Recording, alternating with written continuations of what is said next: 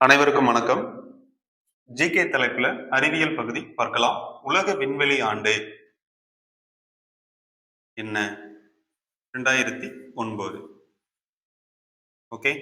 Next question, சூரிய ஒளி புவியை வந்தடைய ஆகும் காலம் என்ன?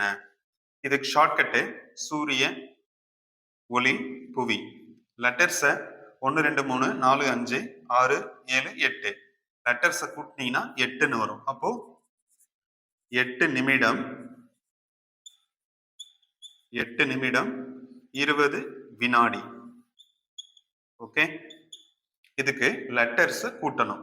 சரிங்களா? சூரிய ஒளி புவி இந்த 3 சென்டென்ஸையும் கூட்டினீங்கன்னா 8ன்னு வரும். ஸோ இப்போ 8 நிமிடம் 20 வினாடி. விண்வெளியில் பறந்த முதல் இந்திய பெண் கல்பனா சாவ்லா.